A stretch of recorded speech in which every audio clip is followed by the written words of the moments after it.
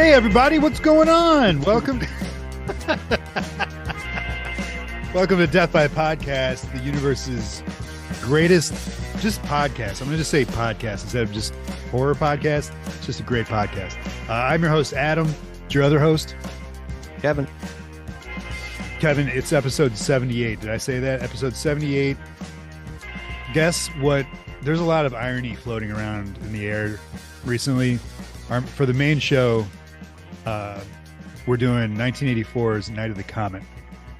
And over the last 2 days, the air in Chicago has been almost unbreathable. Has it been like that by you?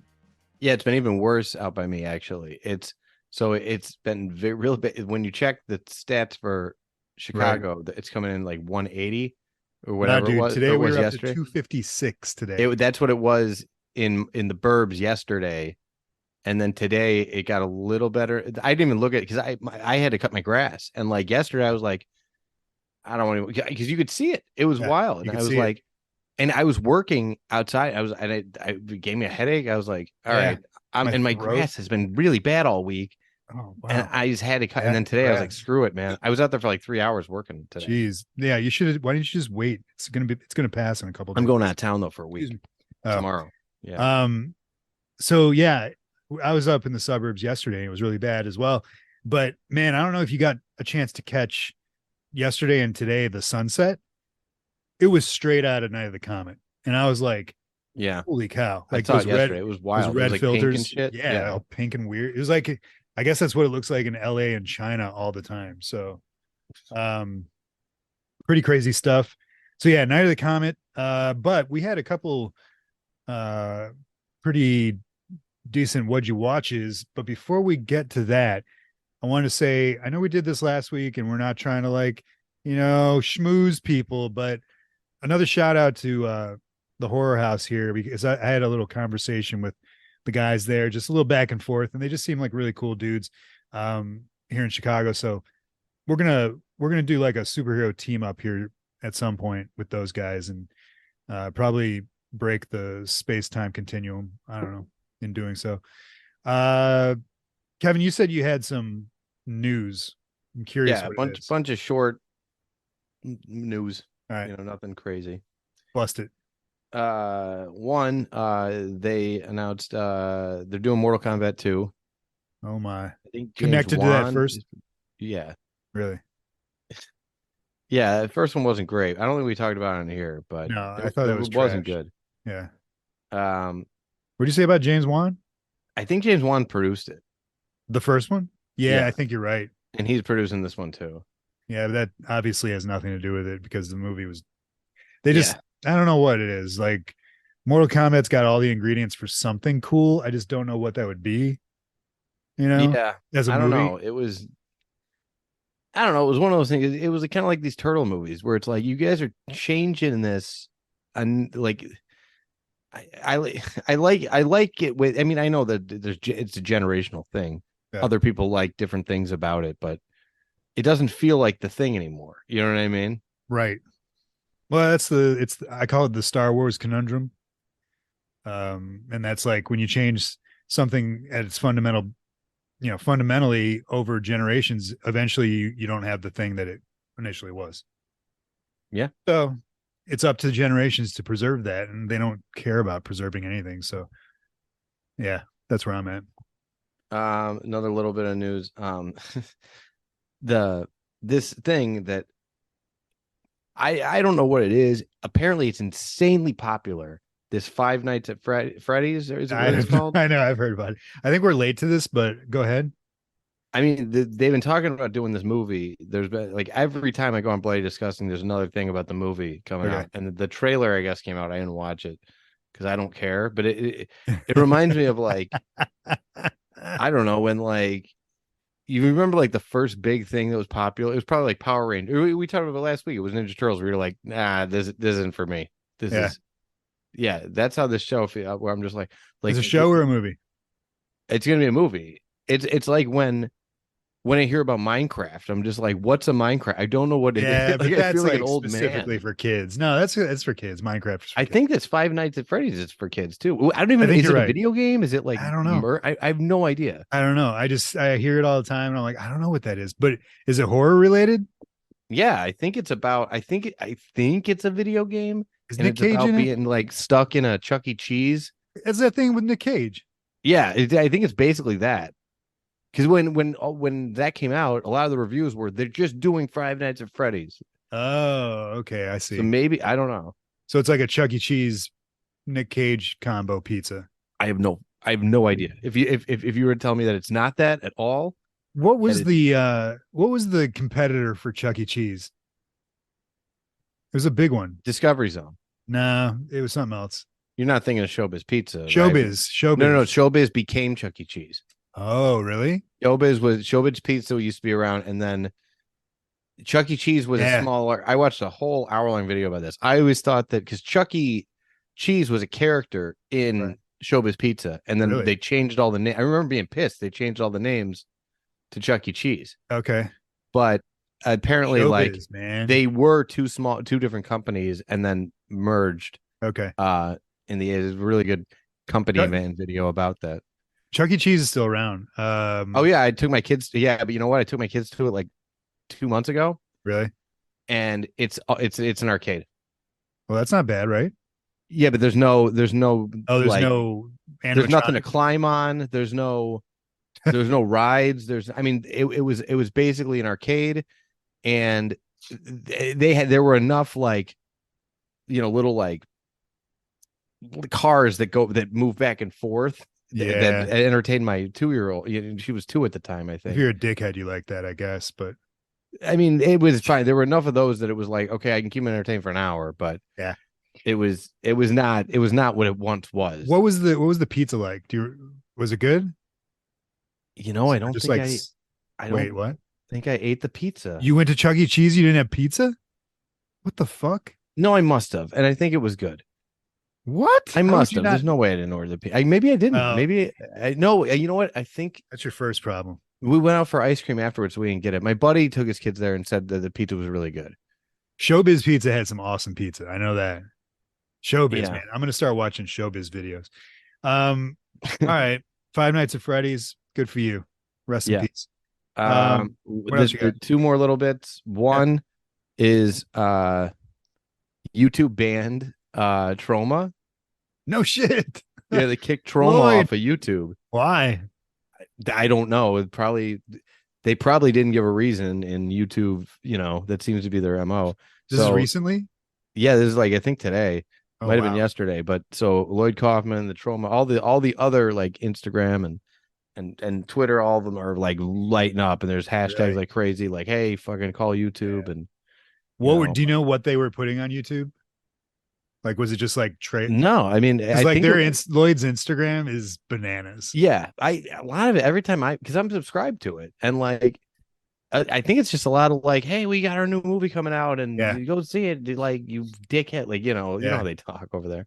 The Instagram is always just like naked chicks with throwing pies at each other. Yeah, And like Lloyd walks through the frame and then there's like a chainsaw. It's insane. it sounds like That's, their movies. I mean, that's yeah, yeah, yeah. um What else you got? You got one more? um I don't know if this is news, but this is just a little This is your uh news segment. I don't know if yeah. this is news. So I like it. the bear, do you know about this? The Bear season 2 came out Okay. because apparently this is a big deal because I can't look at my phone or a TV or anything without it just I'm getting just bombarded with advertisements for this show, The Bear. Okay.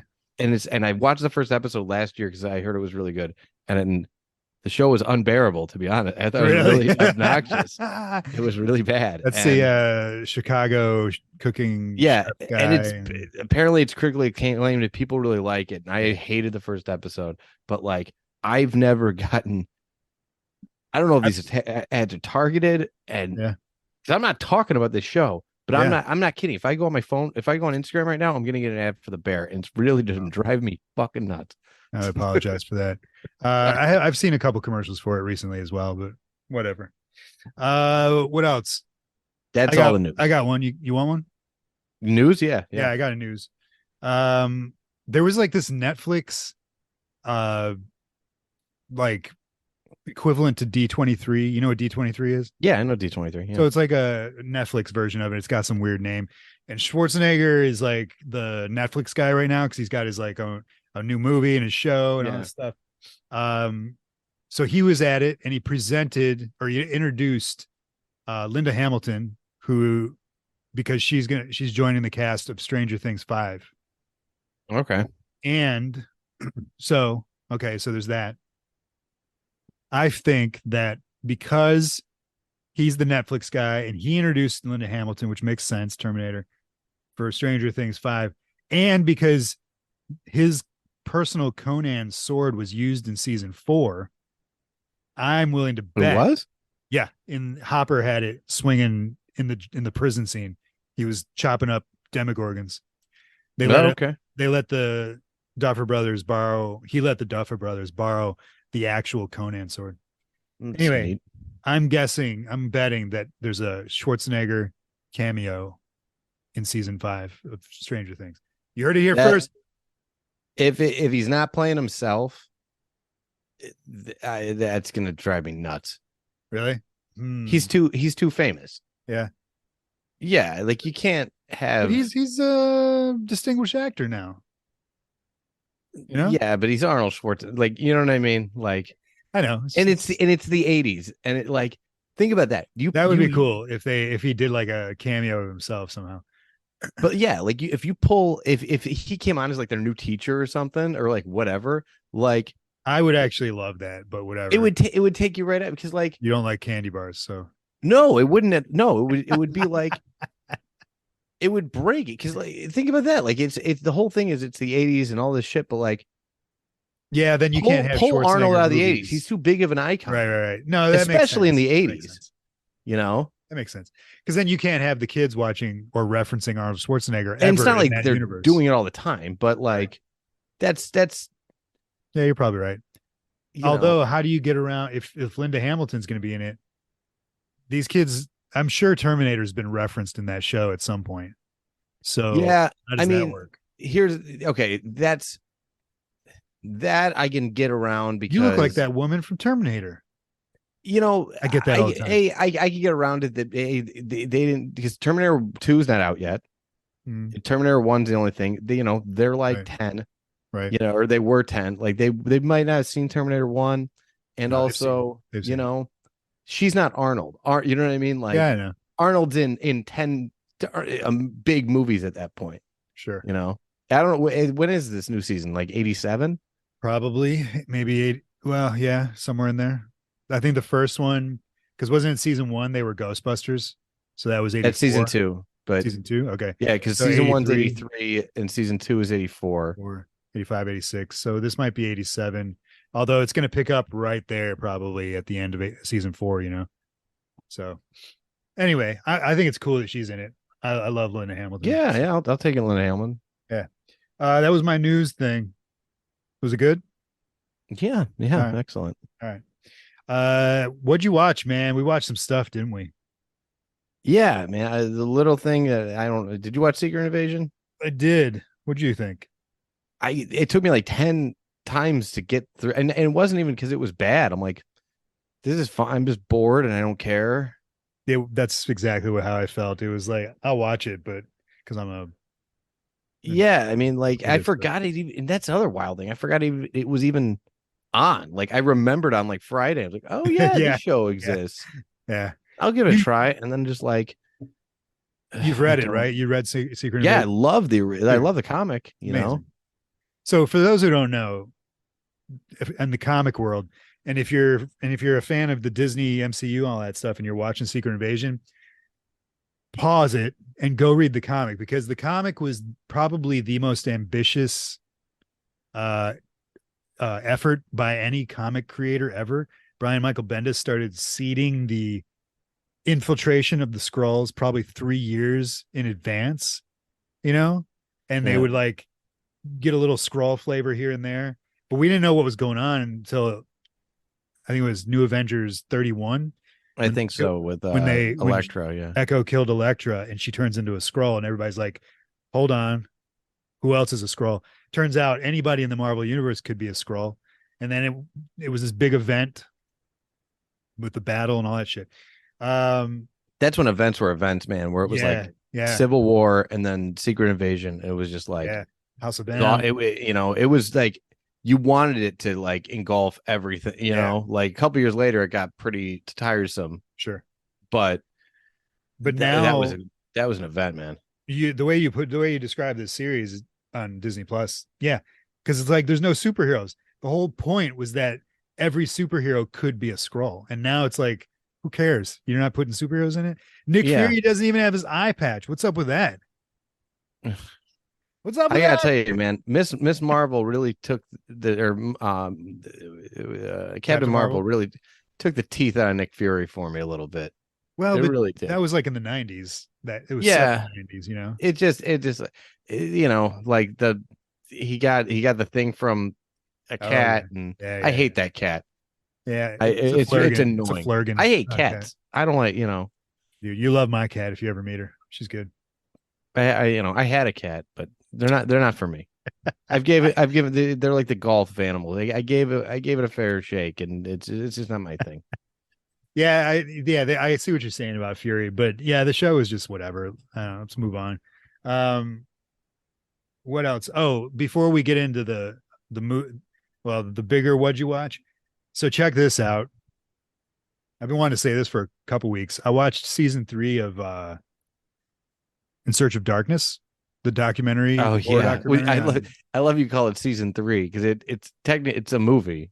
Yeah, It's a it's a movie. 6 hour movie. It's a documentary. It's Yeah, 5 hours long, and it's like there's 3 of them, so there's 15 hours of it. yeah. It's awesome, man. It is so good. I've heard Uh, this third one that they're like obscure as fuck. Like they're yeah, they do a real. lot of really obscure stuff, and you can find those checklists of what they talk about online. So if you want to like look up a movie or whatever, but it's just good. I know you don't like uh, you know, the Eli Roth version of this, whatever that was called, where it's like, No, I this didn't movie's mind that great. I one. loved it. They dig deep on this, and they No, have, I don't mind talking head documentaries. I yeah, just when there's this like inflated sense of importance, yeah, I'm out. yeah, I get it. You know. That's not what this is, because most of the interviews are creators. So it's John Carpenter, Elvira, like anybody, like so many people interviewed to talk about these movies. Is Blue Shirt Guy back? That was Blue Blue shirt Shirt guy. Guy in the first one was rough. I'm sure he is. I don't I know which think they guy that trimmed him was. down in the second one. Yeah, I can't remember. I don't know. He was just So saying you some. watched the first one? I did. I love the first one. Okay. The second one's great. The third one's amazing. Um, and they just always, I'm always just like, holy shit, what is that? I gotta watch that. I know. So That's the thing is I find myself like skipping through because I don't want to know anything. Like I do that so. too. Yeah, definitely, definitely. I wind up jumping to the next thing. But I noticed that because I had the remote in my hand for this one, and I was like, they did a good job of like, that ending was crazy, but we won't blow it, and then they move on to the next. So they didn't really Cool. like, they did that. But and then the other thing, what was it? Um, I'm always talking about Joe Bob Briggs' Last Drive-In, great show on Shutter as well. Shutter, reach out, man. We watched enough of your stuff. Uh, last last Friday, it's on Fridays. He always does a double feature. He did Sharknado was his first one, which it's a pile of trash. Nobody disputes that. Sure. But it's so much fun watching it on his show because he digs, man. He digs deep. He had the director on talking about it, and the director does not take it seriously. Yeah, He knows what that's he's my got. biggest problem with those movies is that like they're in on the joke. You know what I mean? Yeah. It's like when they like Samurai Cop is great because they're not it's not bad on purpose. It's just failure and it's like Is that it's another Asylum movie? no, Samurai Cop is like The Room or Okay, like it's a so bad it's hilarious movie. sure. But then like what happened was the Samurai Cop, you should watch Samurai Cop by the way. Yeah. I mean it makes The Room look the Samurai Cop's hilarious, but so it blew up. It got this cult following, and then the director goes and like makes a GoFundMe or a Kickstarter for Samurai Cop 2, and he makes it. But that now he's like in on the joke. Like he's doing, you know what I mean? Like he's like now it's bad on purpose, and it's not the same thing. Sure. Anyway, that's why I don't like Sharknado. It's like you guys know, like there's no reason to like Sharknado, though. That's the thing, is like Sharknado was made as a bad movie. They knew it was a bad movie, but they made a lot of money off of it. But anyway, Joe Bob's background on it was really good. They seriously kind of, I guess, abused some sharks, throwing them out of helicopters and stuff. Really? Like, yeah, some crazy shit. But Ian Ziering with like a chainsaw, I don't know, it's crazy. The other movie though that he had, the second movie was called Amsterdammed from 1988. All right. And I wouldn't mind throwing this on maybe next season for our but phenomenal, great movie. It's about, I've never been to Amsterdam, but I know like the whole city is connected by these canals. So the killer is this guy in a wetsuit and scuba gear who just swims through the canals, pops up, grabs somebody, pulls them in, and kills them. But it's got an 8-minute boat chase scene. That's the greatest chase scene I've ever seen in my life through the canals. And it's in the Guinness Book of World Records for having the farthest boat jump over this like bridge. It's insane. But the movie was really good. I was really impressed. That sounds awesome. Yeah, it was awesome. 1988, I think. Great title. Amsterdam, right? Yeah. So Joe Bob's gonna be at Flashback, by the way. Oh no shit. Yeah. I'm not missing this year, man. We're going. And I'm hoping that going hard. I hope Zach Galligan comes back, man. It would be cool. Zach, if you're listening, we're coming after you. We want you on. We want you on the show. I know you're following us on Instagram and stuff, and we love that. We want to get you on the show. So I just want him to sign my Gremlins poster, man. I want to get a Gremlins 2 poster, and I want it signed by everybody I can get. You know what would be cool, man? When's Flashback? Like November? August? Is it really? It's the first weekend in August. It would be cool. Let's check and see if he's there. It would be cool to have him on the show before then. He is not listed yet. They've got they've got one of the people from Night of the Comet, actually. They've got the chick. Mary Catherine Stewart, or is it? I believe so. Maroney? Yeah, the one that was on Charmed. Probably her. Kelly Maroney was not on Charmed. I think it might be Kelly Maroney. I'm not sure. It would be cool to have Zach on the show before we met him, and then we meet him in real life. And we're like, "Hey, it's us," and he's like, "All right, we're best friends. Let's go make Gremlins 3." You know. We tell you all the crazy stories about Gremlins. Yeah, I would love to hang out with Zach. It would be awesome. That would be awesome. Why do we talk about that? I forget. Anyway, Joe Bob is going to be at Flashback. Joe Bob, got you. Yeah, we're gonna meet Joe Bob too. All right. So anyway, our big we got Night of the Comet, but our big or I guess more important, what'd you watch? Evil Dead Rise. Yeah, finally yeah. That's all right. It just came out on streaming, I think, right? Yeah, it's on HBO. What'd you think? Big picture. I thought it was excellent, man. Yeah. Yeah, I really, really liked it. Look at this. Kevin likes something. What's the date? I'll tell you what, man. Like I was gun shy, like going in. I'm like, all right, whatever. Hey, did you see 2013 or no? I have not seen it yet. Well, they're not related, but you got to see. I know. I think you'd like it. Well, I thought this was great. Cool. But the thing is, I wonder how. So one of the things that it was so surprising about it was kind of how much modern movies kind of are, that I was expecting certain things, and then when it didn't do them or did do them, like it was very refreshing. For example, when you meet all the character, like, you've got the family, the main character. We're going to spoil the shit out of this, by the way. Spoilers for Evil Dead Rise. All right. Jesus. Right. So Christ. The main character is pregnant. The first thing they tell you, basically. Yeah. And then most of the other characters are it's a mom and her like three like little kids, like 13 and under, you know. Sure. So I'm thinking like, okay, it's gonna be like they're not gonna kill a pregnant Right. chick. Right. And I'm going in thinking like they're not gonna kill any like 13-year-old kid. And then like even like the mom, like their mom, I'm like, are they gonna fix her? Like I was thinking like, is this gonna be like she's gonna get like possessed and then like they're gonna save her? Like Yeah. that's really what I was thinking, where I'm like, Yeah. because that's the state of movie. I was not they Not did only not do they do not do that, but they kill them all at once. it was well the thing, yeah, once they went. And man, I was really, really impressed with it. There were tiny little gripes with it towards the end, Sure. Yeah. but there weren't. I mean, it was so refreshing that to get a movie like this, that like Yeah.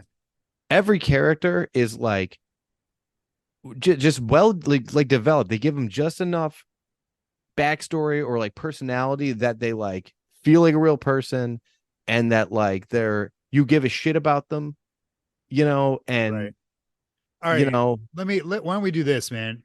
I don't think we've spoiled anything too big. Why don't we dial down on the spoilers? sure. Since we got Night of the Comet anyway, but I still there's things I want to talk about with Evil Dead Rise. Let's just be careful, I guess, since it is such a good movie. Are you gonna edit this? Because you did No, say no, they because we kill haven't really. all of them No, I mean, already. well, nah, I'm not going to edit it, but I just feel like there's details we could go into, which I think we don't have to. Um, Okay, yeah. I mean, the the other fact things that that like the go ahead, fact yeah, that you enjoyed it as much as you did, um, I I also really liked it. Uh, yeah, I only had like I can think of two small gripes that are negligible. yeah. I wonder if they're the same as mine. One was the eyeball. I thought that was dumb. Yeah, it You know, didn't bother me. Yeah, it you know was what I'm like it's talking an about? You know Evil what I'm Dead talking movie. landing in the guy's mouth. I was just like, Yeah. what are we doing here? Because that was the only scene that I would call campy in the movie. Well, it's the only like, oh, that's CGI. Like Yeah, everything else the looked CGI looked great. great, or Yeah, like, you know, practical. yeah, That was like a CGI eyeball, you know what I mean? right, right. Yeah, that was, you know. The other thing was, I forget. There was something else in the meat of the movie, but at the end with the creature, I wish we had seen it a little bit better, well lit, maybe or Sure. something, because it was such a like, holy shit, that's awesome. Yeah, I wanted to wonder. like see it full on. Yeah, I know what you mean, and I wonder if it was that they did, because it didn't even that character, like, you know, the when it, you know, the big spider thing, it Yeah, didn't feel CGI, right. even though it probably was. Like, It looked like, yeah, but it looked like a lot of practical stuff going on. And if you notice, like when they showed the different characters that it was made up of, there was like a wide shot that was probably CGI, or one of them with like a suit, yeah, probably the mom. But then they made a point to like, you'd get a picture of a close up of this one, close up of this one, close up of this one, but never all together. Um, yeah, I thought it was just the concept was like, that's yeah, I can't believe that's never been in a horror movie yeah, before that I've seen. and how it was created too. Yeah, like, okay, Like, yeah, oh, cool. It made like a spider out of all the people it's like it yeah, becomes a new creature, and like yeah, that was badass. yeah. And man, you know what? Even the I don't want to say I'm disappointed that like this guy Lee Cronin that wrote and directed it, he's doing another Evil Dead movie Is next. he? Yeah, and well, he's not signed on, but like I watched um a thing that he was talking about what he would like to do for the next one, and it's kind Right. of neat. But I'm almost like, dude, no, make your own thing. Like What was it? I would What love to was he see. saying? Um, I hope he gets to do this, and I put some stuff together afterwards that like could be really neat. He said so like the guy on the record in the Okay. 20s, he wants to make a movie about that guy, and Sure. like have it be like the priest and like having like to like convince all these other clergy people and like, but then like it takes over all these priests and like have that be the movie. So along with that, I don't know if you also I think Bruce Campbell said, or somebody, it's in an article somewhere. On the record, the priest that you're talking about, there's Mhm. somebody in the crowd that's Yeah, yelling like, "No, it's evil! Don't do that." That's Ash. That's Bruce that's well, Campbell, it's and Bruce that's Campbell Ash. that did Yeah, that voice. So yelling. hypothetically, that would be badass if like Yeah, you had like Ash in the 20s, like yeah, Ash gets stuck in the 20s, sure. because I don't know where I fell off the show. Like Show's great. I love the Um, first season. season one's great. Season two is really It got hit or hit or miss, and I miss. really did, I dropped it in the third season. Like I was like, all right, Did it this only sucks. go three? I think it might have gone I think it was four. just the last, whichever I was the know I didn't last, finish it, and whichever was the last season, it was great. yeah, First season was great, and the last season was great. Whatever happened in the middle, it's watchable, but it's like it's not as good as the first and the last. you know what? It was too much. It was too Army of Darkness and not enough Evil Dead for me. But that's what you're gonna get with Bruce Campbell. Yeah, and a TV show. You can't have a horror TV show every week. You know what I mean? Because you But need. it was gruesome. It Oh got yeah, for gruesome. sure. But Yeah, you can't have recurring main characters, sure. and not kill them off. And that's the fun about it. Yeah, but it's also that's why I love these. Not love, but that's why I really like these movies, these new ones, because as much as I'd like to see Ash, Campbell come back as Ash in a movie, which is still possible. I really like that they've taken these aren't really related to me. I look at them as just like horror movies, Yeah. like possession movies, like to the extreme. There's not a lot of Evil Dead lore going on, with the exception of the Necronomicon, which to me, I was thinking about the first movie and I'm like, all right, the 2013 one is in the woods and it's kind of a remake of the original, and they've got Hmm. a Necronomicon. And then here we are in this one. There's the Necronomicon is now in the some vault in this basement of a Yeah. apartment building in LA. And I'm like, how did it get there? But I don't think they're connected. No, they are, Oh, they because are. Okay. in Army of Darkness, there's three of them. Yeah, somebody told me that, but two of them are fake, aren't they? Well, no, they're just not his Necronomicon. Like he's there to get the one that he's there for. Do I they don't say think I that? Do don't they think it's say like like a Indiana Jones and Last Crusade situation where there's two fake. Never. I think he's there for his. I always took it as they were two, because one of them bites him and flies away, and then one of them I forget what I don't happens. remember. So I just thought that they were red herrings or whatever. I always thought there And was in just in this one, they say there's three books too. okay. All right, And so I'm good with that. that's fine. You know? Yeah. Um, The but other that's the other cool thing about this is that like even there's got to be a term for that, like what, fan baity bullshit, like that. Me, it hits a candy bar? nerve. Like, well, like the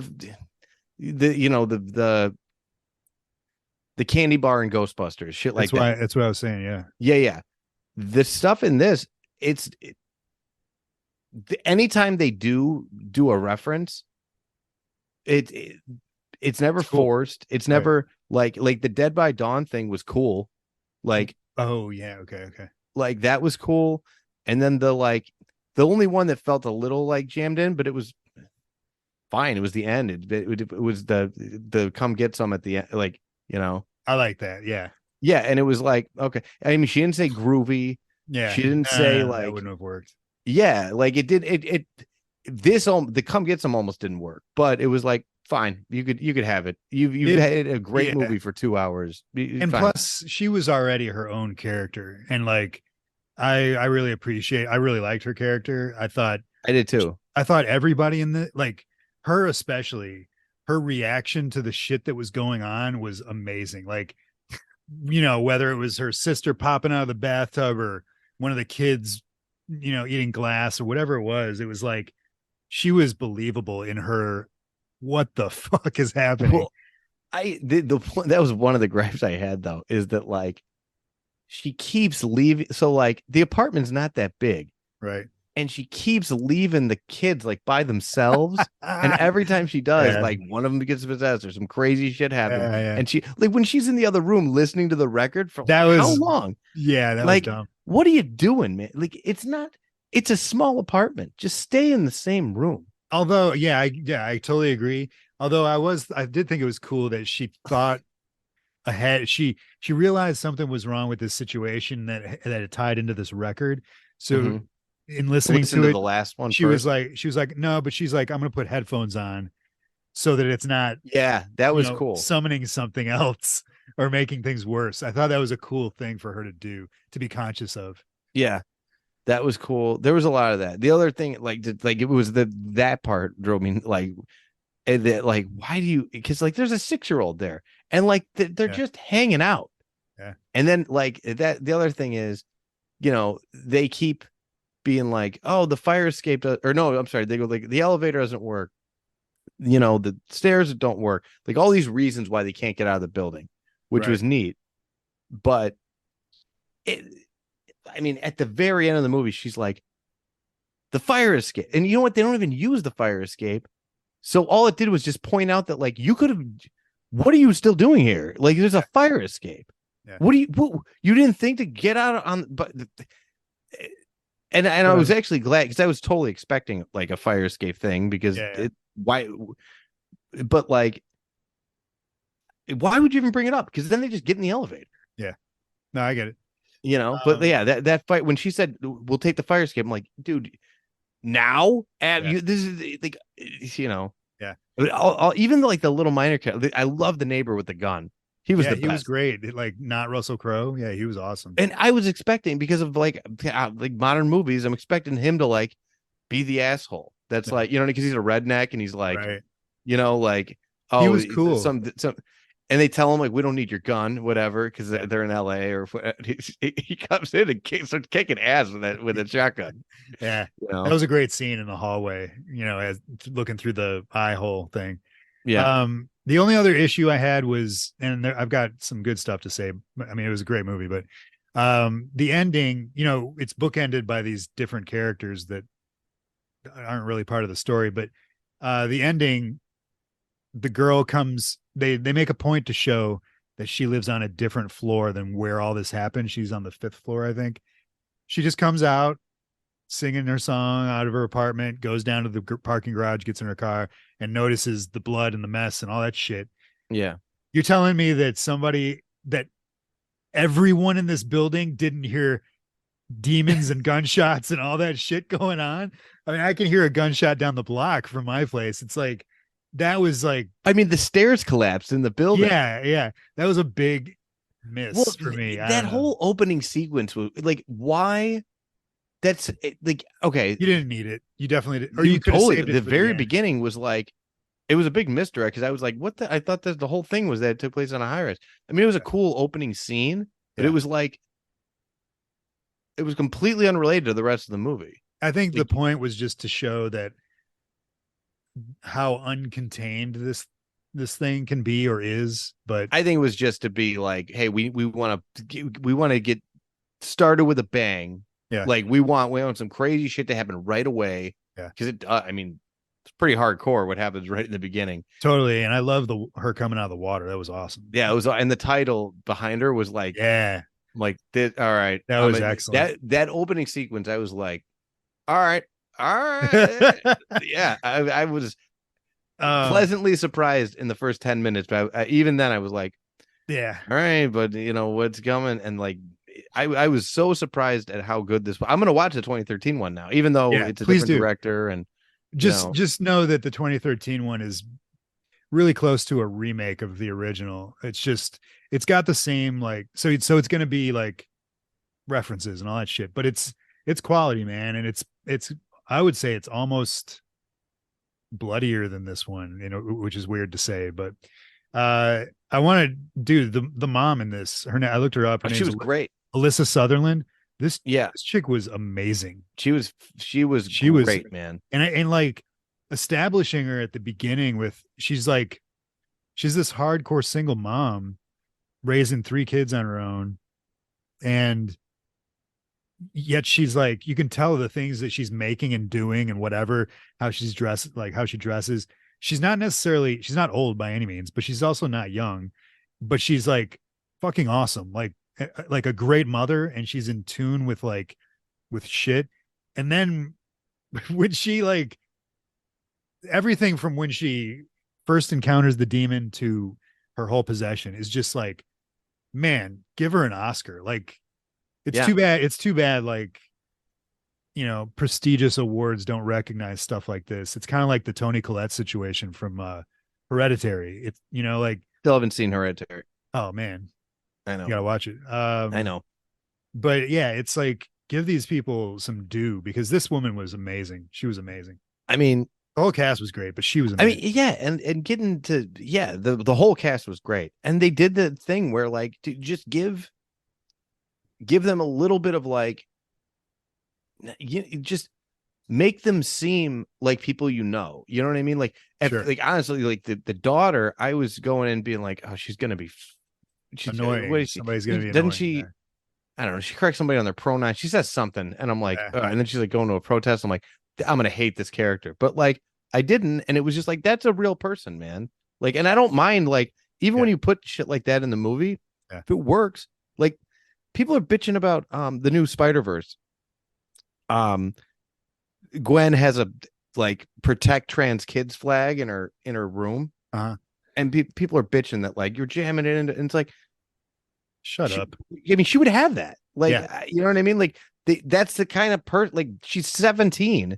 Yeah. And like has yeah, that's what people are like. Like, it's fine. Like, she's a fleshed out person. Yeah. It's not Well, a problem. I think what this movie does really well, as far as that goes, is not everyone in this movie has an agenda that you either disagree or agree with.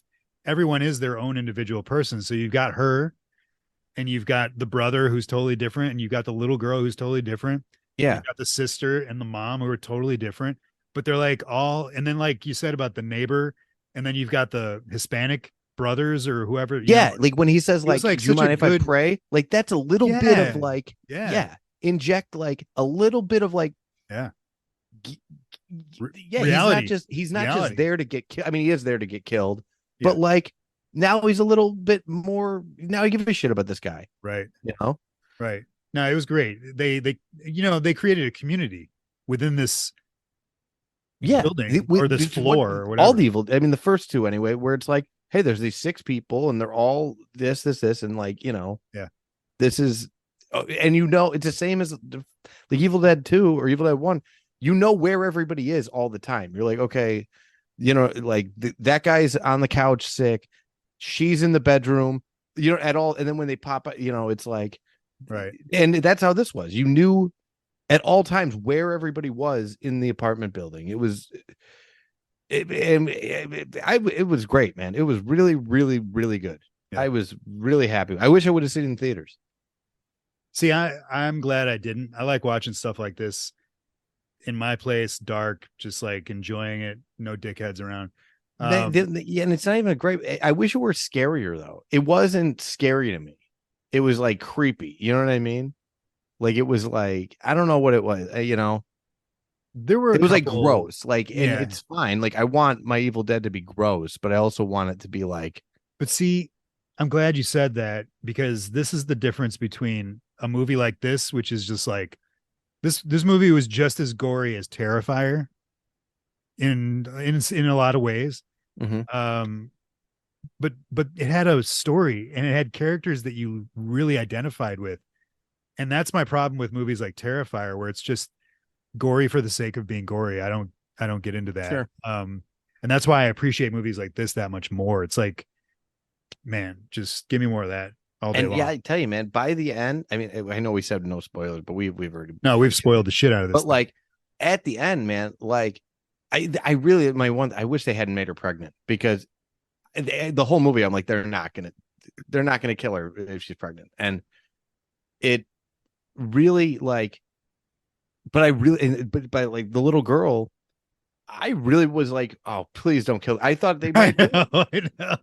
I thought she was going, and I honestly thought that the mom was gonna pull the fetus out of the sister. Once if that would have that been was gonna happen. that would have been insane. Yeah, But like, but I could but see it. once they I tell you, once the girl went, I was like, oh, the boy's done. The Yeah, boy's out. And he what, like the next scene. that was tough. His Yeah. his was tough for me to watch. I was Yeah, like, that was man, a bummer, man. Because they gave him hobbies. And it's just that little thing they used to do in 80s movies all the time, and they still do it occasionally. But like, just having a character in their room, it's easier to do yeah, with kids. yeah, But like, and you see all the shit in their room, and immediately you get like, okay, you get where that kid's at. You know what I yeah. mean? Like, what What's in he's the room? into. My famous segment. What's in the room? Yeah, it gives it gives them a personality without having to Relatable, do any work.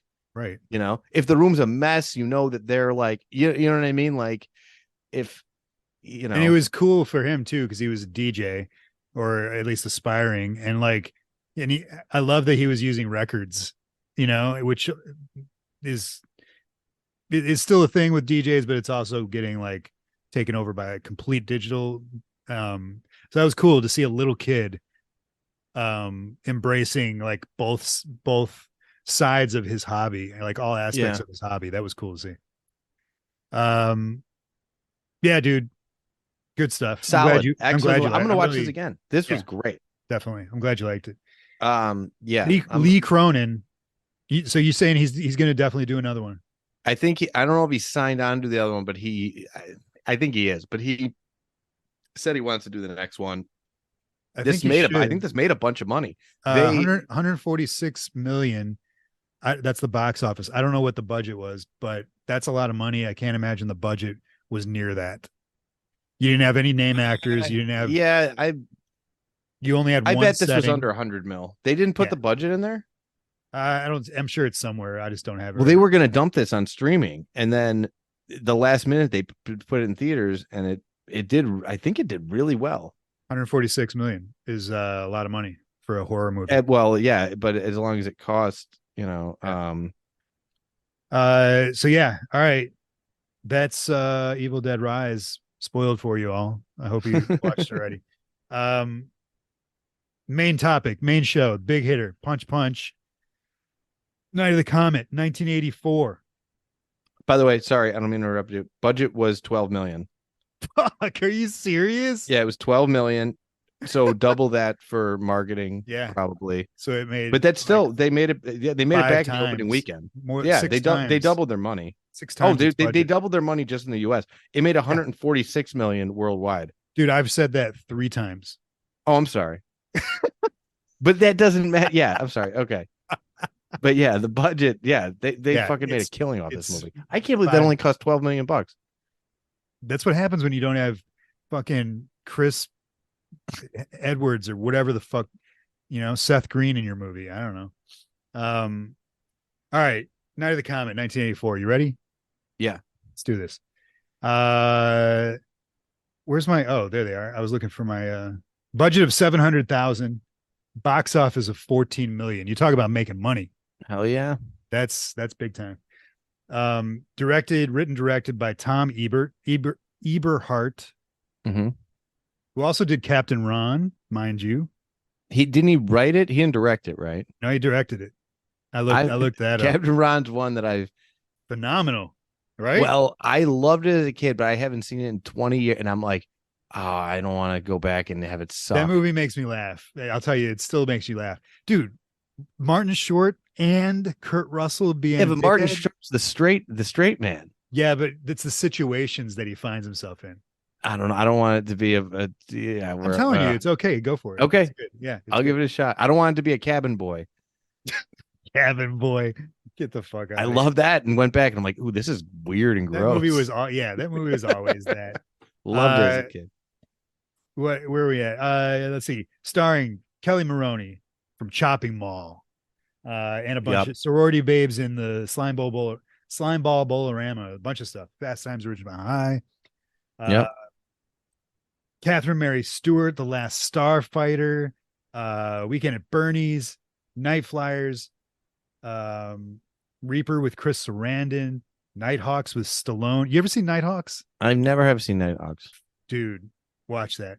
Stallone, Lando Calrissian, Rutger Hauer. Ooh, Forget about it. Seawolf with Charles Bronson, and I don't know what that other word is that I wrote, but yeah, she had some movies. Um, Jeffrey Lewis, Robert Beltran from Star Trek Voyager. Look what I just did. how what, dude? That so I had seen this years ago. I think I kind of either half watched it or what. I mean, I liked it the first time, but I whatever. Dude, when he came up in the credits, I was like, Beltran. that can't be the. That's not the same. I'm like, Yeah. I would remember Chakotay being in this movie, Wait, and what'd you say? What'd you that's his say? name on. He's saying he's Chakotay. yeah, he's first officer I on Next thought, doesn't he Generation. have Or some I'm not. shit I'm on his sorry, on face? Voyager. Doesn't he have What? some shit on his face? Like a He has a tattoo. oh, it's a tattoo. Okay. Yeah, See, I know my shit, man. I know what's going on. but he's like a Native American Okay. on that show. Yeah. He's like clearly Mexican. He makes jokes about it at conventions all the time. Really? He's Mexican in real life, but like he played and like the joke.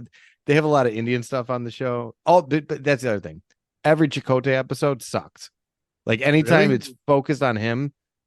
Yeah, I love the character. The character's great, but anytime it's like centered around him, I don't want to say like, if it's only Chakotay episode, it sucks. What's wild is we did Masters of the Universe last week that had Tom Paris from Voyager. They're on the same show. Who was Tom Paris? Oh, The Tom boyfriend. Paris, The boyfriend, Courtney Cox's boyfriend is So did they name is the restaurant chain named after this dude? Chipotle? it's not Chipotle, it's Chakotay. Chakotay. All right. Chakotay. Cool. All right. All right. So Chipotle and what else? Jeffrey Lewis was the main doctor villain. Oh, the doctor. Yeah. Tons and tons of I'm gonna be Kleenex calling movies. him Chakotay the rest of the episode. Just I'm gonna be calling him Chipotle. Like, I was so pumped when he was in it. What else you got? So this movie, there was one other thing I had in my notes, but I cannot find it right now. Is it just me or Catherine Mary Stewart, man? She's captivating as hell, right? Yeah. She's got that like draw, like, yeah, whatever Great. Kurt Russell has, she's got it. Like, So yeah, okay. I see that. So she my buddy Josh on 13th Hour podcast interviewed her and Kelly Maroney for this movie. That's awesome. Yeah, it's great. It's a great. He does that, man. He like reaches out and brings these people in.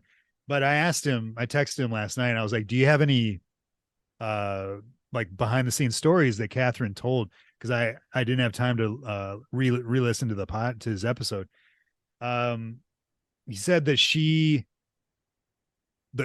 I just wanted to get these anecdotes out of the way before we dig in, but the scene with the Uzis or with the Mac 10s, where they shoot the car, they wanted Uzis, and I guess the studio wouldn't. They were too expensive, so they got them Mac 10s. And the director, the director is in the movie. In a picture, he plays the two girls' father in the movie. Oh, okay. And so he's just in a picture, and I guess he's in a scene that was cut out. But in the movie, Kelly Maroney says she's complaining about how the Mac 10s are always getting jammed. And she says if dad had bought us guns, they would have been Uzis. They would have been Uzis, yeah. And I guess that's like a reference to dad being like the director rather than the studio, getting cheap on them. That's fun. And she said that those, when it got like, that was actually like them shooting at that car and them actually getting stuck in the movie. Like that was they just left it all in. So that was pretty cool. Yeah. I on IMDb, it said that scene was improvised. I mean, not that the lines were improvised. They were supposed to shoot the car. Right. And then the other thing I asked him, I said, did she say anything about how they filmed LA empty? And I already know this. That you do? What? I don't know. She didn't have anything to say, I guess. It's actually really funny because it's the same thing that Danny Boyle, when he did 28 Days Later, right? There's like, I don't know if it was an interview, what it was, but they're like, how did you get these shots of Yeah. like London empty? And he's like, oh yeah, let me tell you. Uh, we went to like the downtown areas and we just got there really early in the morning before anybody was there, waited for the sun to come up, and we just started shooting. Yeah. He's like, that's why all the shots are Like, relatively short. And he's yeah. like, that's it. Like there's certain parts That's of what she said, most actually. cities. Yeah. I mean, That that's was her that's that that's was her I answer. was Yeah. sure of it. In fact, the sun's coming up in half of these But even opening still, sequences. how I don't see with whether it's London or LA, Well, they there's also still did. shit So they going on. also, I looked in this a little more. They did have, they did that. They went and did it at like 4 a.m. But Yeah. they also had cops blocking the little bit of traffic they would get. Yeah. Like, and those two zombie cops, Yeah. Yeah. uh, not in the zombie makeup, but like when the cops that like follow them, those are the real cops that were Oh, okay. working on the set to Sure. be like, hey, they're shooting, you gotta wait, Yeah. Yeah. you That's know. awesome. Yeah. So I mean, they had a little bit of like shutting down the street, but it wasn't James Corden levels. I mean, Sure. do you know about that? No, what? Cordon It's bleu? it's a little bit. He's like the worst, James Corden. Oh yeah, he's a dickhead. Yeah, he sucks, but like he he has this segment on his show where it's a thing. It turned into this whole thing where it's this intersection right outside of the studio, and I don't know. Basically, the idea of it is when this light turns red, him and like his whole cast or crew or whatever, they have to like put on like a Broadway show and do a bunch of crazy stuff until the light turns green, and then they all Oh have to yeah. like fuck off. Yeah. But like apparently it's people in LA hate this. Like because it just ruins traffic and it doesn't they purposely have the light on for longer. Like like they have and it just everybody fucking just it's the worst. And Yeah. it's yeah, if you look it up, it's a really funny. He's a It's one of dickhead in those real things where life. it's supposed to be cute, it's just terrible, you know. So why were you talking about that? What does that have to do with Night of the Comet? I'm sorry, nothing. Yeah. I just hate James Corden. I'm glad I he do doesn't too. have a job. Is he got canceled? Yeah, he got well, he didn't get I mean, his show got canceled. He Oh, didn't okay. like I'm telling you, I can't stand like I Cool. guarantee you're gonna find out he's going to eyes wide shut parties and stuff. Like he's gonna be Jeez. yeah, Like he seems like he like drinks adrenochrome and stuff, you know. whatever that means. So this time around, how'd you feel about the movie? I I know loved you it, hadn't man. seen it in a while. I Yeah. loved it. I hadn't seen it, and the first time I was like, I don't know what it was, where it was like, yeah, that was fun, that was cool. I love this. It was Yeah. great, man. Yeah. It moved. It was like it was. It's super. I love everything about it.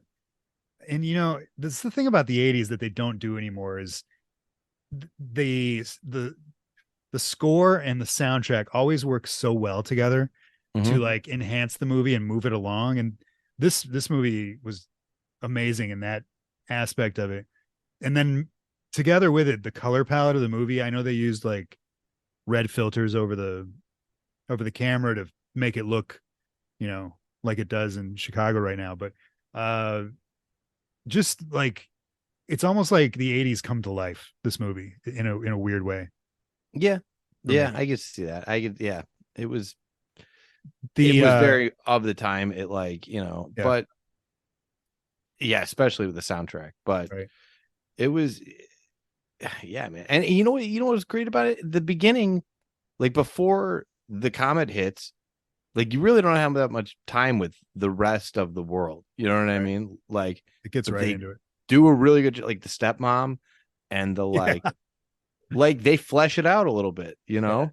I remember thinking after they kill, so after like it goes on and like they're showing, I forget the brunette's name, but I'm like, why would they set up all that shit with her sister? Like, why would they even introduce that character and give her so much screen time? And then she finds her and it's like, oh yeah, okay, you're alive too, Right.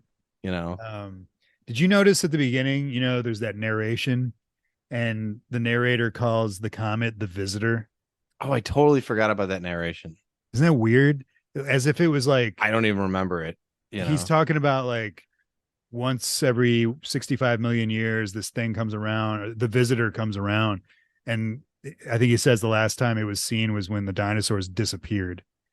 Um, like almost overnight, which obviously isn't science fact, but he calls it the visitor. And it was like, that's the first time I've caught that.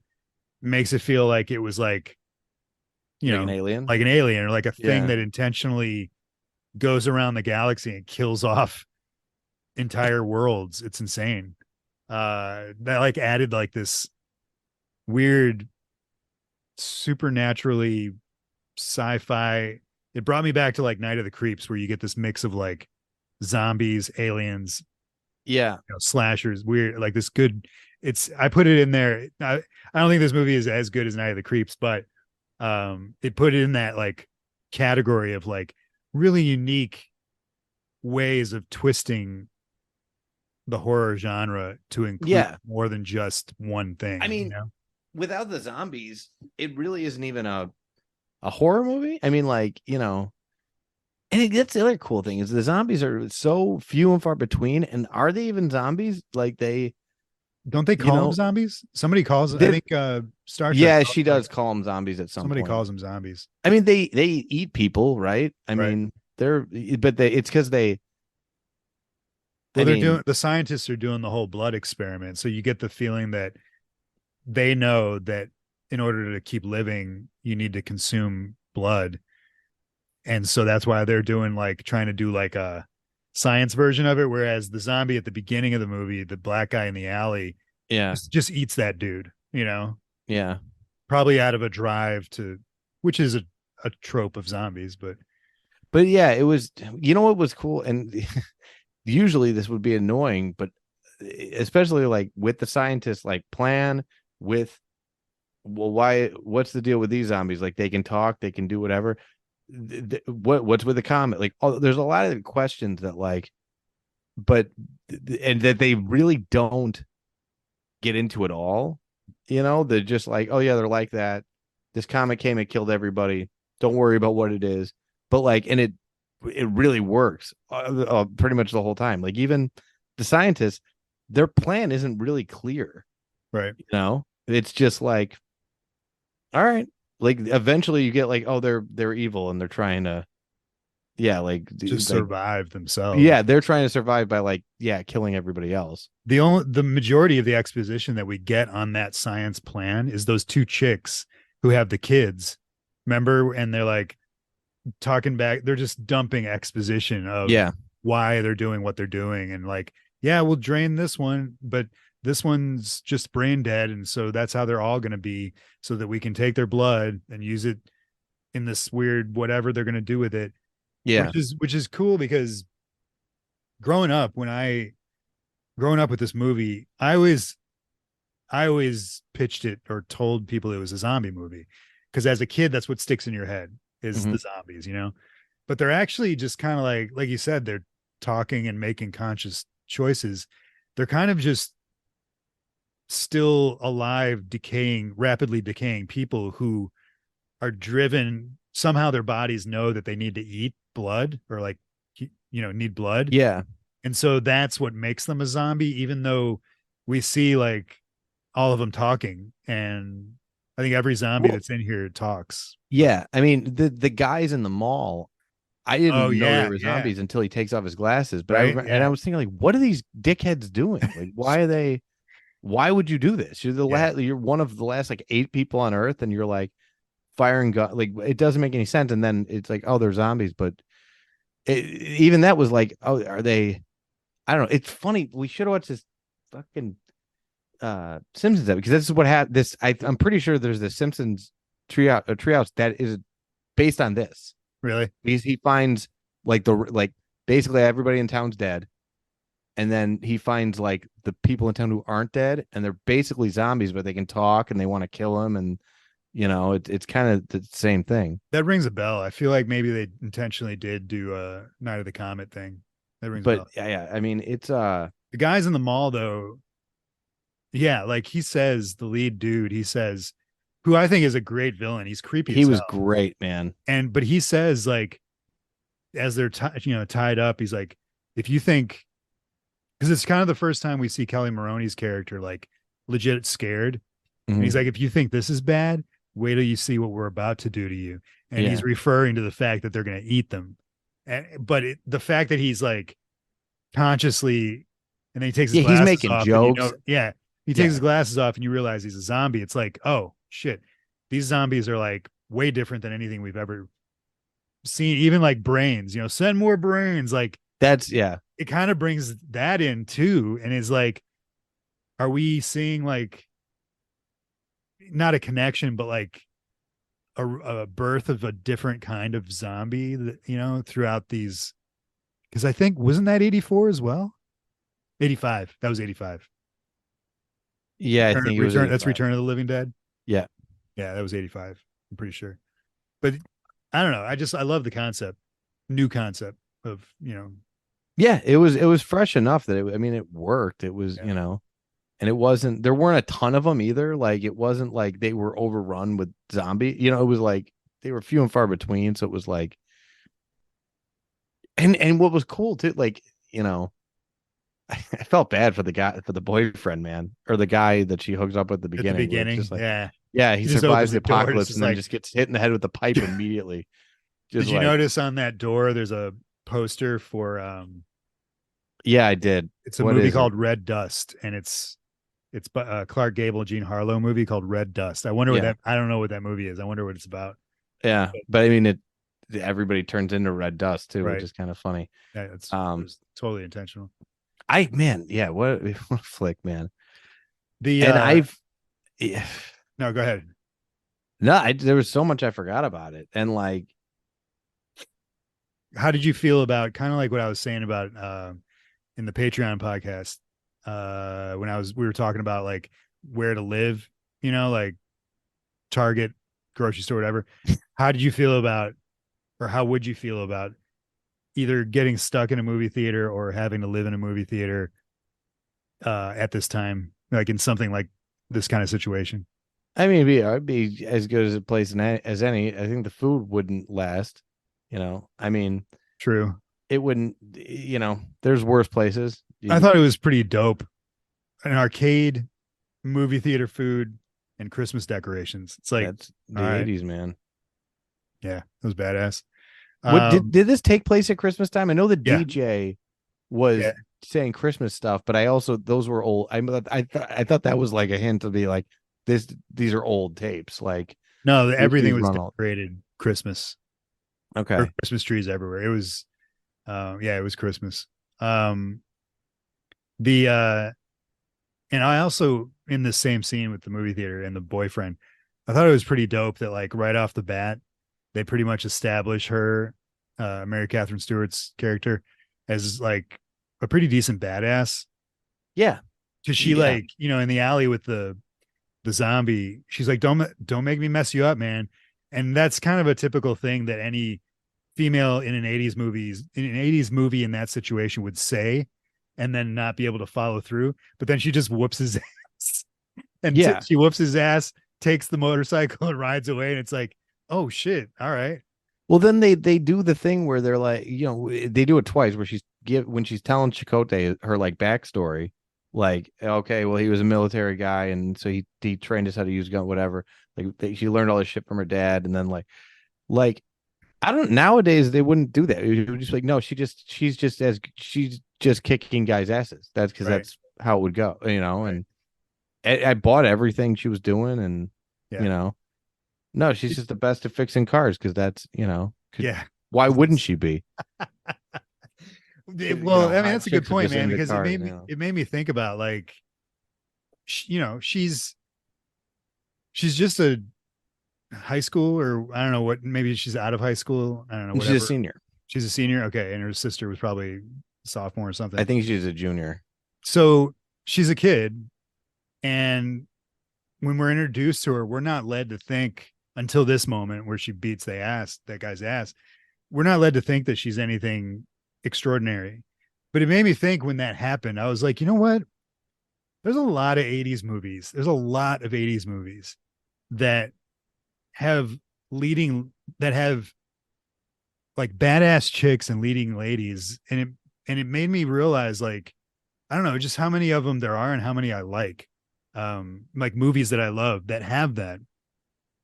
Because like the argument today is that in the past there haven't been enough of that. And I'm not saying that there was enough, but it's there. And I feel like the reason people don't realize that it's there is because they overlook movies like this. You know, like Night of the Yeah. Comet. It's very easy and probably happens often that either people don't know about movies like Night of the Comet, or when they hear about it or they remember it, they go, "Oh, it's just a Yeah, but cheesy it's garbage 80s movie." also now they say that now as like a marketing ploy, and like, like look, yeah, it's. But my point is that there are so many good movies from the Oh past, yeah, 80s and 90s, that have, whether it's this social point or, talking point, they have it in there. It's just that they're overlooked. They're written off. And Night of the Comet is such a, like, would on paper like walks the line of like, oh, this kind of sounds dumb. But it just goes to show, like, watch the fucking movie. yeah. And you'll You can and make a good movie about anything. yeah, I You mean know? it's crazy. And I know this movie, anybody in a horror, any horror fan has probably heard of this movie, if not seen it, and probably likes it. But outside of our, the dork world, um, nobody, it's No, forgotten. It's yeah, it's forgotten not about it. very. People don't know about it. Yeah. It's not like Fright Night or, some. Well, you know why? Because I think like there's nothing. It's a really good movie, but there's no like, there's no ghoulie coming out of the toilet. You know what I mean? There's no, there's no big thing. Remember when that happened? Like, it's just a really compelling story for an hour and a half, and then it's over. There's no like, what a great, like the cowboy scene where Chakotay like Yeah. pretends to be a cowboy to break into. He's the a master of lab. disguise, by the way, throughout the whole movie. He's dressed as Santa. He's dressed as a cowboy. That's right. He is. He does dress as He's, Santa. like, what were we talking about? I guess it was the Patreon podcast where it was like, what would you put in your sack of, like, in your pillow sack? He literally does that in this. He goes back to his home, looking for his mom. Yeah. And then he grabs a pillowcase and he puts like a trophy in it and some pictures. I'm like, dude, what are you getting that stuff for? Yeah. Like, take your Optimus Prime, take, like, what do you eat? Well, it makes sense he would take pictures of his family. I guess. Yeah. But the trophy, I was like, what? Yeah. That's the one, like, why wouldn't you go, like, when he's like, hey, I have to go just see if my family's alive. I have to go to San Francisco for the day, but I'll come back. Yeah. Why wouldn't they go with him? Like, I would be like, hey, man, like, we're probably the last 3 people on Earth. Maybe we should stick together. We should stay in the same city.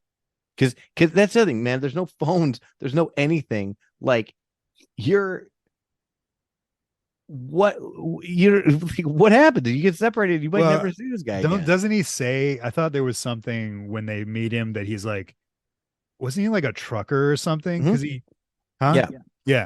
That's how he survived. He was sleeping in the back of his truck. Yeah. So he was probably working or on a job or whatever. Because this Comet thing happened. Banging a prostitute is what it sounds. Well, yeah, but I'm saying, like, as far as why his family wasn't with him, he was, in his truck doing a job or whatever. Because the Comet thing happened literally overnight. It was like bang, But yeah, on that point though, the scene where towards the end where the science people show up and they talk Mary Catherine Stewart, the older sister, into coming with them, and then Kelly Maroney stays to wait for Hector, apparently. I don't know about you, man, but I would never, in a situation like this, leave my brother or sister for anything. It's not gonna happen. Well, we were just talking about with Evil Dead, right? Like, yeah, don't. Why would you split up? Yeah. And there's no way to communicate. There's no phones. Like, if you get. Yeah, that was crazy. That's insane. Yeah. Yeah. And I know she was waiting for Hector and blah, blah, blah, but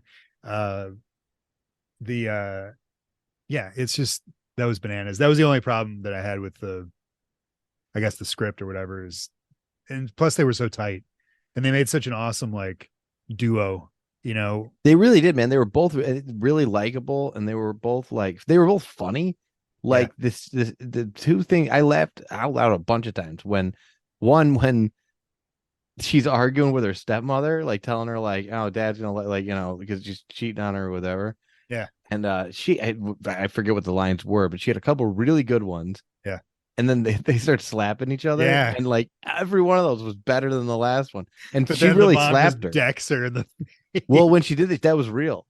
Oh, Because they really? said it wasn't, it wasn't playing. She was like, fuck it, do it for real. And like it came out No right, shit. That But makes then sense. Kelly Maroney was hardcore, man. the line about like, what if he, when they're talking about like well, I guess he's cute, he's the last guy on earth or whatever.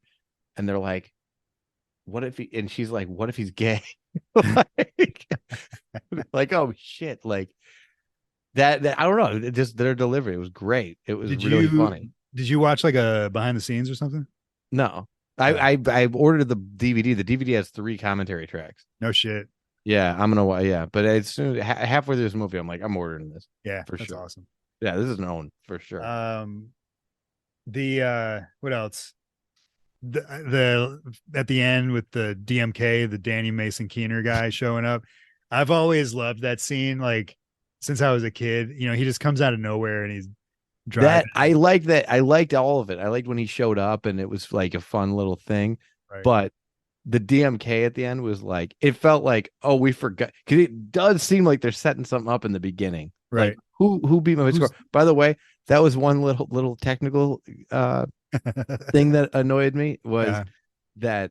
So she looks on the high score on the arcade machine that she is at the movie theater, and she's like, and number 6 is DM. She's got all the slots, right?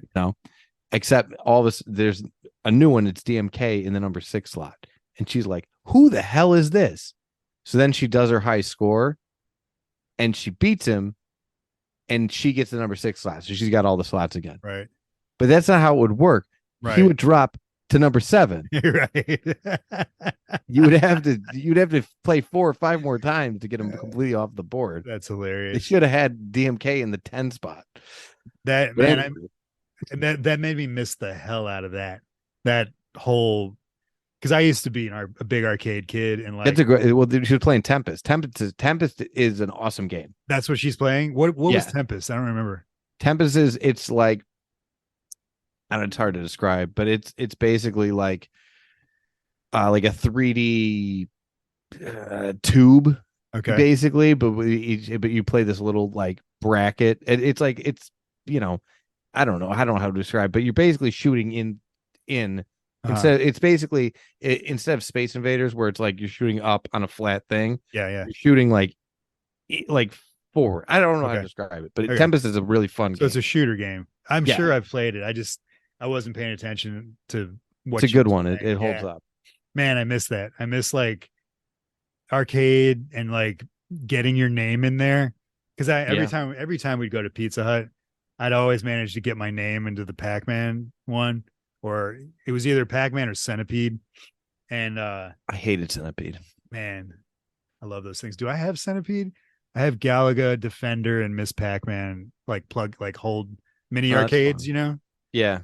Yeah, I want to get a whole row of them. But anyway, yeah, that was awesome. Anyway, the DMK thing at the end, it was like oh shit, like, because again, they set up all this shit with it, like it seems like it's gonna be a factor, and then when they bring it back at the very last shot of the movie, it's like, why'd you even? It was like they forgot. It was like, oh shit, we did spend a lot of time with that DMK thing. We better pay this off, and which is fine, but like, she had nothing to do at the end with DMK. It was her sister who got to ride off with him. Yeah. So it was like, it kind of remind me of it in the new Rise of Skywalker. Or no, I'm sorry, at the end of Last Jedi, when Rey, it's maybe my favorite part in the whole new trilogy. She meets Poe. When she meets Poe, it's like the last 5 seconds of the movie goes, "Oh hi, I'm Poe." It's like, oh my god, they haven't met yet. Like, it's been 2 movies. Yeah, you could have not pointed that out, and I wouldn't have noticed. Dumbest. 2 movies, and you've got 3 main characters, and 2 of them haven't met yet. It just felt like oh Yeah. shit, we gotta introduce her to the other characters right away. There's a I don't know. I don't want to get into Star Wars, but they did meet before that. And it's a screw up of that movie. There's a scene where they're in the same room, and I forget where it is, but I don't think there it's is. in Force Awakens. They're oh well, all right. We're gonna real quick. Yeah. In Force Awakens when like Han dies, they're all back at the base. Rey's there, and she's debating on whether she should go get find Luke Skywalker, right? Yeah. Poe's on that base because he gave his jacket to Finn and he said, BB-8, hey, it's good to see you. Yeah. They're in the same base. So I mean, you could have glossed that if you hadn't had him go, by the way, I'm you could have just kept going. Yeah, you could have just kept going. I wouldn't have even thought about it. I know. It's so stupid. That they didn't have any scenes together. I'm sure at that point, well, that scene when they're on the base, I was too busy. Yeah. Enraged that Chewbacca walked right past, I know, right? In the theater, I was like, you're like, hold up. Whoa. I'm like, how the fuck did no one? Nobody said anything. I mean, somebody must have, but it's the only thing wrong with that movie is that. But anyway, I love Force Awakens. Yeah, I do too. You know. All right. What else? What else you got on this? Great. Oh, sorry. Go ahead. Go ahead. No, go ahead. Go ahead. I was gonna tell you something. Just like the little epilogue scene. Yeah. Kind of like. It's funny. The whole movie, even though it was pretty serious, and you had some real serious shit happen, and you know what I mean. Like you had the one doctor killing herself, and these doctors doing all this. It stayed really lighthearted, but like, that little epilogue was like a little. It dipped its toe a little too much in the comedy. I mean, it was fine. It worked, but it was like, oh, now we're all like a family. Yeah, we're in Chicago, which that was cool. Wait, they were in Chicago? Yeah, you see the Picasso's there. I saw the red thing. Yeah, and that wasn't the Picasso. Are you sure? Positive. They're still in LA. That's in LA. Okay, maybe you're right. I mean, I know because the first thing I thought when I saw that was, wait, Chicago, but the Picasso's black. No, it's not. It's orange. No, the Picasso's black. Oh wait, no, you're right. We're thinking of two different things. So I didn't mean the Picasso. You talking about the Picasso, like what? Yeah, that I'm talking about the thing that's in front of it's in front of the State of Illinois building. I know what you're talking about. It's not there. It's not that. Wherever they are, it's somewhere in LA still. I'm positive. I'm gonna look this up. Look it up. I'm positive. But anyway. But it was a little bit like, they're following like the don't walk sign and shit. Like it was a lot like Last Man on Earth, where like she wants to obey traffic laws and stuff. Totally. And that's what I was gonna say is that scene, is going on. DMK shows up, they ride away, and then all of a sudden this song, I forget which song it was. Oh, Learning to Love Again. I wrote it down. Learning to Love Again is the name of the song, which is like a pretty big hit in the 80s. I forget who sang it. Starts playing which is a great, like, if it's not a freeze frame, which is my favorite as the credits roll, then I love like the driving off. Yeah, people still doing stuff as the credits roll. Yeah. Like the Die Hard, Oh yeah, that was the other thing, by the way, that they make a big thing about, like, no, we're not gonna jaywalk. Even though there's no one, they go play in the street. And then they're playing football. Like, we're going to obey traffic laws. Like that was the whimsy and happiness that they sort of adopted from her sister and DMK just driving off. They were like, Then they're playing. What does it matter? In the middle of the street, they're just going to play football. But then, and then I'm sure after the scene ends, another car flies around the corner and just creams them all, runs them all over. But I love the song that's playing because it's like some kind of like romantic duet pop song, and we just went through this whole like zombie science nightmare, where everybody's dust. I don't know, it was pretty dope.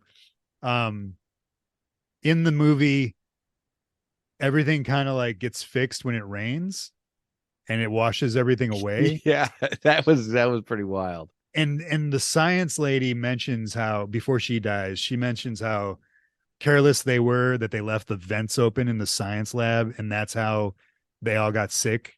Or So Well, did she you also says like that everybody's infected anyway. did she? Well, yeah, but she's talking about yeah, but what she's saying there is that everybody in the science lab who Oh yeah, okay, thought that you're they were right. safe because they were in a bunker, they left the Yeah. vents open. So did you take that as like the thing that like the dust can infect you as well? Or Well, when she was telling the scientist, I was like, so wait, is everybody infected now? Or like I didn't know, I didn't get it until I didn't get it until just now when you yeah, explained it. I was yeah. like, oh yeah, okay. I mean, I if get it. that's the case, then the girls also should be. So I don't think that's the case. But then it rains and it washes it away, and they make a point to show that that's happening and that everything's okay now. Yeah, that makes sense So why she was like, oh, we shouldn't have left the vents open and right. everything else, and why, But then why yeah. aren't the Oh, and girls that's the other safe? thing I forgot I don't about. know. That like, dude, for I usually don't like fake out deaths, but like, so when she kills Kelly Maroney, or Right. that's her name, right? Yeah. Like, I was genuinely, I was like, that is cold, man. Right. Right. Like to take this like main character that's like so likable and then just kill her like that Yeah. was like, wait, is she? It was, and it was so like It was jarring because they it was, separate the yeah, sisters it too. was Yeah. super because it was not like you weren't. It wasn't like final. It wasn't like, you know what I mean? It was like, wait, really? This is how she's going out? Yeah. And then you think she's dead for like 15 minutes. You know what I Yeah. mean? Like a while. And then when she's even like they show her in the trunk and like it's like, oh Had you damn. forgotten that she was in the trunk? Yeah. Well, Okay. no, yeah, I had forgotten that. And when they show and when she like woke up, I was like, I was so excited, man. Really? Yeah, I was just like, it was That's such a awesome. nice, like if I were in a theater, I would have cheered. I think everybody would have cheered. Oh, I'm sure they did. I'm You sure. know, like it was such a nice, Yeah, yeah, that because was awesome. she's awesome. And that's the thing, like Kelly Maroney, I don't know if you remember her in Chopping Mall, which is Yeah. Chopping Mall kind of lacks it's an awesome movie, but it lacks the charm, I Character. guess. Yeah, Yeah. yeah, yeah. And so her character in that though stands out a little bit similarly the way she is in here. I think that's just something that she's got that charm. And Yeah. They both do. yeah, definitely. But she's got like the little kid charm still, even though she's older. She's not a kid, but And you know what's cool? It could have been really like if you read like any of the reviews or any of the like marketing for this, it's like cheerleader versus zombie or like Valley Girl oh yeah, versus zombies. And like I was expecting them to like play that up and to yeah, be like annoying, like we've seen a million movies where the girls are annoying and they're yeah, like, they're sorority idiots and they're like, and they weren't at all. I mean, she wears a cheerleading outfit the whole time and she is a cheerleader, but like right, she's not like a stereotypical like dipshit, right. Which it was, I mean, they established that right off the bat in that conversation with the stepmom, where she's like, she's challenging her yeah, face to face, and she's not. It's not that she's not backing down; it's that she's intellectually equal and also character, like she has the character yeah, to like just face this bitch who's like two-timing her dad and being, whatever. So yeah, yeah, I love that. I love that they do that. They break the stereotype. yeah. It was real. It would have been, yeah, it would have been easy to, and it wasn't like, I don't know, like if they did it now, like they would be, I don't know what it would be. It would feel so forced now. You know what I mean? Like, Yeah. and it was great, man. No, It it was was good. really, really good. It's a Another, just one more great yeah, scene. yeah, That scene where like right after you think she's dead, and then they're like doing the interrogation with her sister, right. and like it starts off where she's like, "Man, I'm hungry," and she's like making jokes like about like because they're like running questions like, "Are you pregnant? Have you ever been pregnant?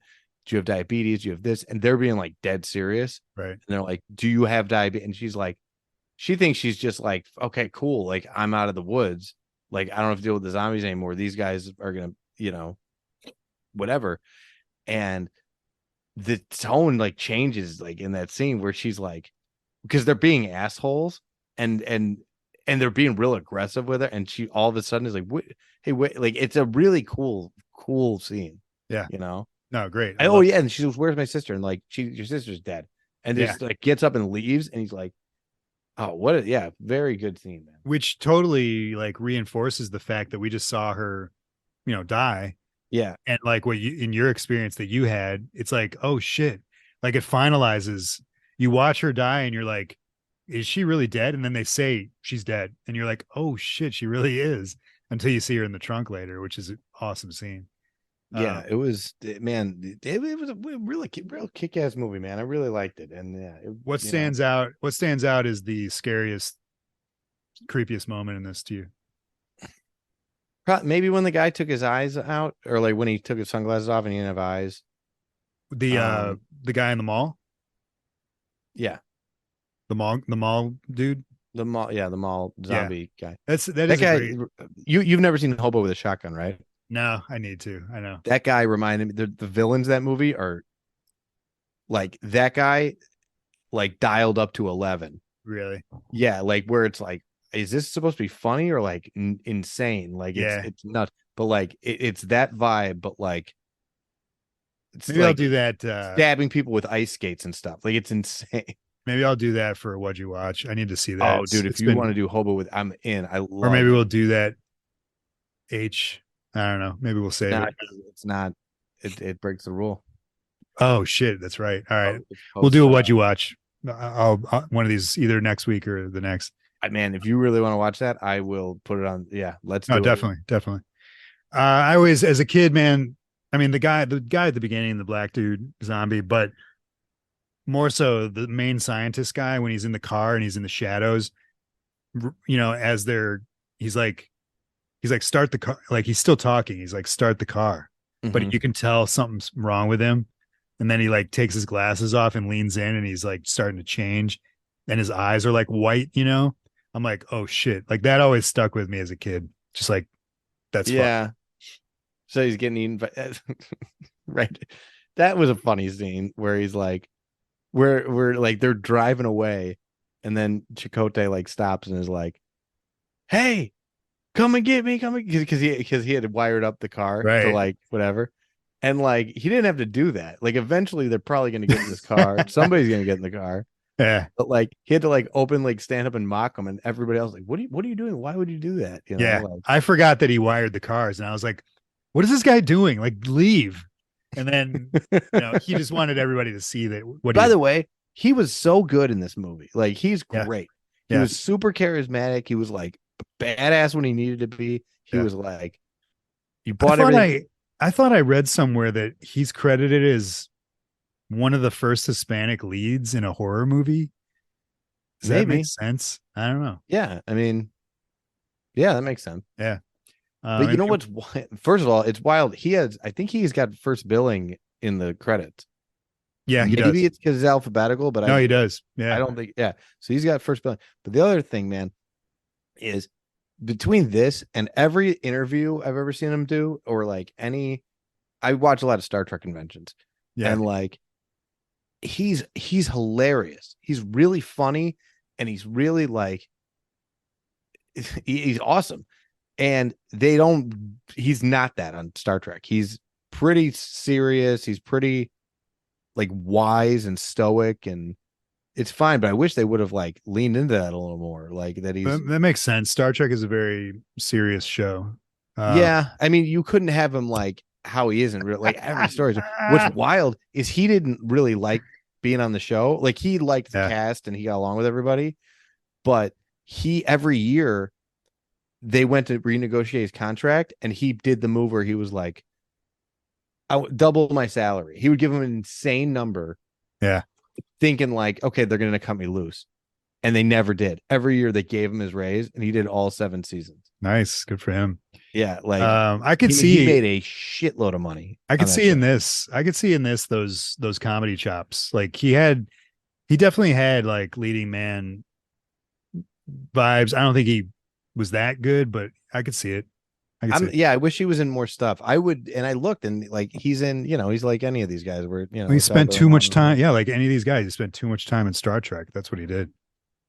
I mean, that's the thing. You're getting paid, like Chipotle. You're getting paid, and then like if the show gets syndicated, like yeah, Michael Dorn, the guy that plays Worf, Yeah.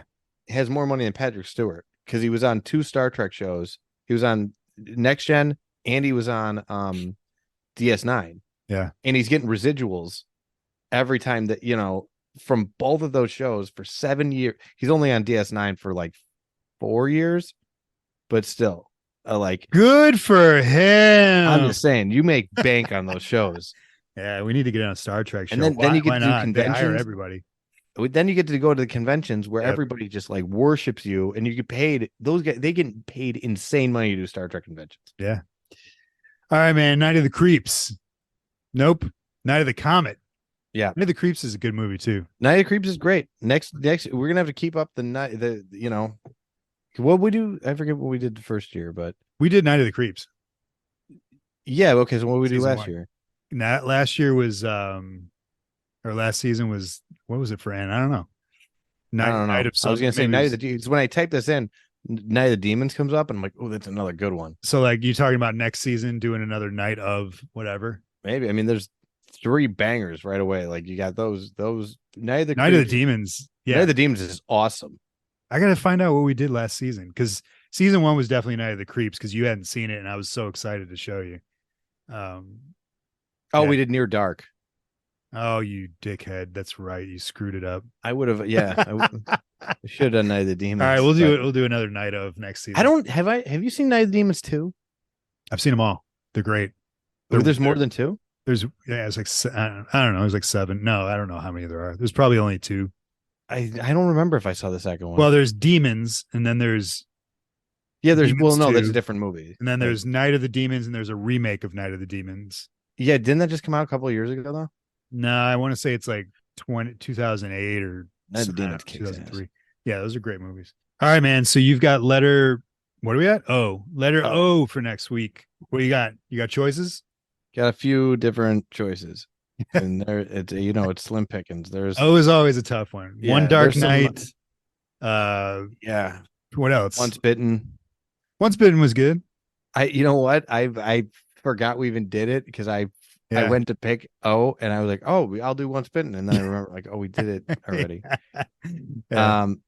Yeah. And a lot of them are bummer movie. Like even the ones that like 1 Hour Photo was in there, and I'm like, it's a drag. It's not, it is. And like Open Water. I love that movie, but like, what will we ever talk? It's 2 people in the ocean for an hour and a half. Yeah. The 3 I'm going back and forth with is The Offerings. Yeah. It looks interesting. 1989. 89. It looks like a serial killer movie. Okay. There's another one called Out of the Dark. That sounds familiar. Is that newish? No, it's 88, I think. Okay. And yeah, it's 88. Beautiful young woman who works at the offices of a phone sex company are being stalked by a psychotic killer. It looks solid. Right. It looks solid. It's got the best rating, and the other one is called Of Unknown Origin. That also sounds familiar. What's that? That stars Peter Weller. Oh, snap. It's 1983. Okay. It says a man becomes destructively obsessed with the killing of a dangerous rat, which has taken residence in his recently renovated house. Yeah. I remember. I haven't seen that, but I remember seeing that trailer, maybe as part of like Shannon Tweed's in it. Yeah. So what are you leaning towards? I was leaning towards Out of the Dark, but this has a pretty high rating. This is a 6.1 on. Dude, I would go with this just because of Peter Weller. Yeah, me too. I'm afraid it's going to be more thriller than horror, even though it is. You said it's got a rat, right? It does have a rat in it. Remember, you vetoed my rat movie. Would you want to do Willard? No. What did you want to do? No, it was the one. I think it was for E. Maybe it's called like or maybe D, Deadly Eyes, or something like that. Oh yeah, and yeah. instead I we shot did that down. I forget what we did instead. Yeah, tell you what, you want let's to do the Peter rat Weller, movie? man. Yeah. All right, I'm a little. The other one's a clown movie. The other one, the poster for the other one, like the psychotic killer, like at the phone sex line. Yeah, it's a clown. What's that one called again? It's called Out of the Dark. I wasn't going to tell you until we watched it, but it's a clown, and it's a weird looking clown. It looks like one of those I don't know, like inflatable clowns that never fall over. Yeah, fuck that. I mean, I'd watch it, but you put Peter Weller in front of me, and I'm like, all right. See, I don't. I mean, besides RoboCop, I don't. Well, last week or shoot, Leviathan for L. We almost picked Leviathan. We wanted to do Leviathan for a while. We almost did that, and he's awesome in that. I've liked him in everything that he's done. I know he's been in a ton of shit, but I can't. Dexter. I can never think of anything besides RoboCop. Yeah, I mean, he's awesome. You want to do that? Yeah, sure. Yeah, it sounds like it might be like a House type situation. You know what I mean? Like a giant rat, dude. Give me that. Like House 2, where it's like I gotta get. You know, I don't. It kind of the summary sounds like it sounds like the Burbs, or not the Burbs. The Money Pit. Like it sounds like it sounds like a comedy, but it's listed as a horror thriller. But it sounds like a comedy where he's trying to kill a rat the whole. You know what I mean? It sounds like a mid-90s like Martin Short movie. Yeah, Shannon Tweed. That. I got nothing bad to say about Shannon Tweed. I grew up on Shannon Tweed. Yeah. Out of the Dark. What was that 1980? No, Out of the Dark is the clown movie. No, what's it called? It's called Of Unknown Origin. Of Unknown Origin. Got 2 O's and a U. Yeah. Jeez. 3 bitch letters. That's 2. insane. All right, let's do that, man. It's a good pick. We'll do that for next week. We'll see if it's a good pick, but Of Unknown Origin. Cool, man. All right. Next week, look for that. What else? Patreon. If you want to support the show directly, we just did what was our Patreon? The last Man on Earth? Last Man on Earth. Starring William Forsythe. What's his name? Will Forte. Will Forte. So that show. Yeah. So anyway, on the Patreon, we did BoobTube TV. We did Last Man on Earth, episodes 1 and 2. We talked about that because it was the last person on Earth tie-in to Night of the Comet. It just made sense. That's at patreon.com/Death by Podcast. You also get, we got stickers and stuff and behind the scenes over there. And you can support the show like that. Also, if you want to support the show, tell people about it. If you enjoyed listening to Kevin speak, you can find us on social media, Twitter, Instagram, YouTube, at Death by Podcast. What else, man? What am I forgetting? This is good. Speaking of DMing us, I want to get back into forcing people to leave us reviews and emailing us at deathbypodcast@gmail.com, where we will read your email out loud. If you want a Jack Frost Blu-ray, we could pick any of the movies. I mean, I bought most of these. Do you have an extra Jack Frost? I think I do, and if I don't, you can have the one I have. I mean, I've watched all the bonus features. I've watched all the commentary tracks. All right, are you saying you want to do a Jack Frost giveaway? Should we do Jack Frost? Or should we do a good movie? I mean, Jack Frost 1 is Jack not Frost that good. bad. All Jack right, Frost 1 so. The next person, if you're a new listener, I'm gonna say if you're a new listener, so D Brumfeld, you can't do this because you won last time. If you're a new listener, send us an email at deathbypodcast@gmail.com. Tell us why you want Kevin's previewed Jack Frost Blu-ray, and we'll send it to you. Yeah, the best response we'll read. Best response. All right, best response. But also feel free to write a review on iTunes. Yeah, iTunes, leave us a review. It helps the podcast a lot. All right, man. That's all I got. Are you satisfied? Yeah. It's Miller time. Take it away, Kevin. Shut the fuck up. Good stuff. Thanks, James. Friend of the show, James Woods. Folks, thanks for listening. Be safe. Take care of each other. Watch something spooky. And we'll see you next week. Comet Spaces.